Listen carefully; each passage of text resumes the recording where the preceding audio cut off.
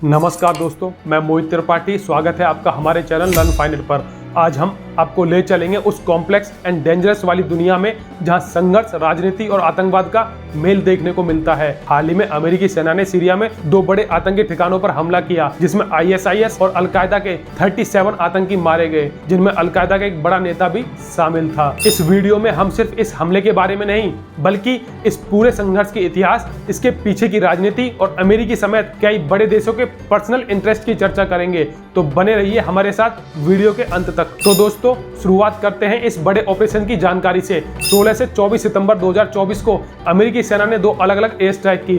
16 सितंबर को ISIS के training camp पर हमला किया गया, जिसमें 28 आतंकी मारे गए। इसके बाद 24 सितंबर को नॉर्थ वेस्ट सीरिया में अलकायदा के ठिकानों पर हमला किया गया, जिसमें 9 आतंकी ढेर हुए। इस ऑपरेशन की सबसे खास बात थी कि इसमें हुर्रस अल दीन ग्रुप के शीर्ष कमांडर अब्द अल रऊफ को मार गिराया गया। यह वही आदमी था जो अलकायदा के सीरियाई ऑपरेशंस का जिम्मा संभालता था। लेकिन यह हमला किसी अचानक उठाए गए कदम का हिस्सा नहीं था। इसके पीछे एक लंबे समय से चल रहे संघर्ष की कहानी है, जो सीरिया को एक युद्ध का मैदान बना चुकी है। अब बात करते हैं उन आतंकी संगठनों की जिनके खिलाफ यह अभियान चलाया गया। ISIS की बात करें तो यह संगठन 2014 में दुनिया के सामने आया, जब इसने सीरिया और इराक के बड़े हिस्से पर कब्जा कर खिलाफत घोषित कर दी। ISIS का मुख्य उद्देश्य था एक इस्लामी राज्य की स्थापना करना, जो कड़े शरिया कानून पर आधारित हो। दूसरी ओर अलकायदा एक पुराना आतंकी संगठन है, जिसे 1988 में ओसामा बिन लादेन ने स्थापित किया था।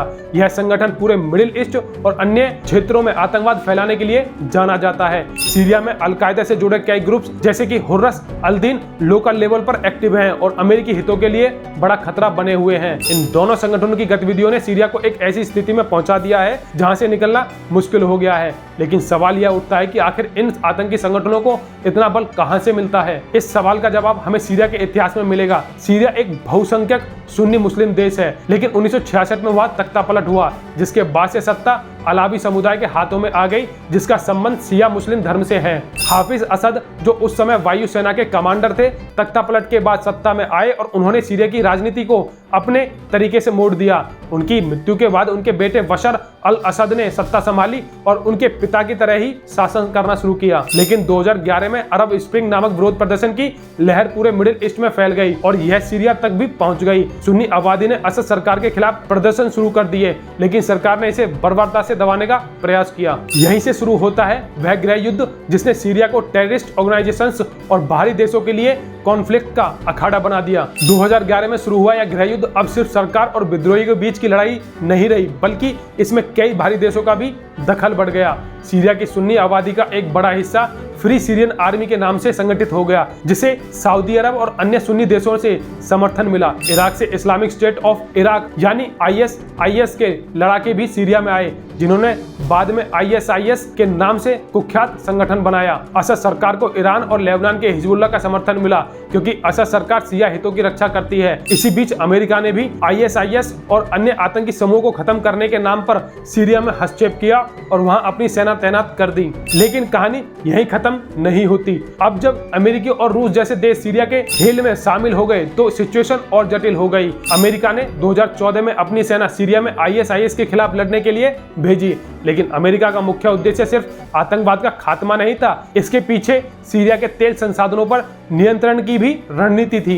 इस पूरे संघर्ष में एक और महत्वपूर्ण खिलाड़ी है, वो है कुर्द समुदाय, जो नॉर्थ सीरिया में रहता है, ने 2015 में सीरियन डेमोक्रेटिक फोर्सेस का गठन किया। इसका उद्देश्य सीरिया के अलग हिस्से में कुर्दिस्तान नामक एक स्वतंत्र राज्य की स्थापना करना था। अमेरिका ने सीरियन डेमोक्रेटिक फोर्सेस का समर्थन किया, क्योंकि वह ISIS के खिलाफ लड़ रहे थे। लेकिन तुर्की, जो खुद कुर्द विरोधी है, ने सीरिया में कुर्द के खिलाफ अभियान शुरू कर दिया। तुर्की को डर था कि अगर सीरिया में कुर्द सफल हो गए तो तुर्की में भी कुर्द विद्रोह भड़क सकता है। इससे सीरिया में एक और मोर्चा खुल गया, जहां कुर्द, ISIS, असद सरकार और तुर्की आपस में टकरा रहे हैं। अब बात करते हैं एक और महत्वपूर्ण मुद्दे की, वो है ऑयल। सीरिया के पास 2.5 बिलियन बैरल तेल का भंडार है। भले ही यह मात्रा अरब देशों के अन्य देशों की तुलना में कम हो, लेकिन यह सीरिया की अर्थव्यवस्था के लिए बेहद महत्वपूर्ण है। ISIS और कुर्द फोर्सेस ने इन तेल कुओं पर कब्जा जमाने की कोशिश की।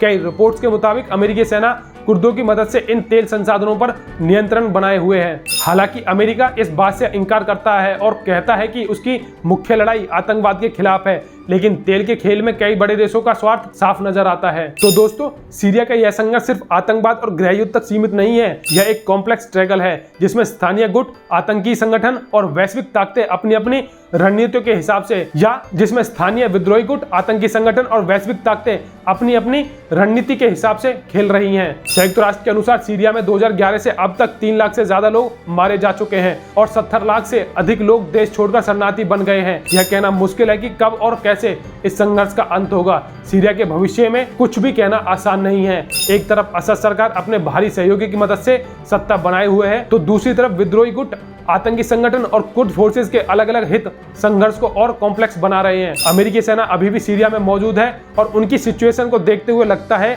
कि जल्दी कोई समाधान नहीं निकलेगा। एक बात तो तय है कि इस संघर्ष का अंत तभी होगा जब सभी पक्ष अपने स्वार्थों से ऊपर उठकर एक स्थायी राजनीतिक हल की तरफ बढ़ेंगे। लेकिन क्या ऐसा कभी होगा या फिर यह संघर्ष इसी तरह चलता रहेगा, निर्दोष लोगों की जान लेते हुए और सीरिया की तबाही का कारण बनता रहेगा? इस सवाल का आज भी जवाब नहीं मिल पाया है। तो दोस्तों, यह थी सीरिया में अमेरिकी एयर स्ट्राइक, ISI और अलकायदा के खिलाफ संघर्ष और पूरे क्षेत्र में चल रहे कॉम्प्लेक्स पॉलिटिक्स और सैन्य समीकरणों की कहानी। अगर आपको यह वीडियो पसंद आया हो तो इसे लाइक और शेयर करें और चैनल को सब्सक्राइब करना ना भूलें। और आप सबका बहुत बहुत आभार इस वीडियो को इतनी निष्ठा से देखने के लिए। फिर मिलते हैं नेक्स्ट वीडियो में एक नए टॉपिक के साथ। तब तक के लिए धन्यवाद।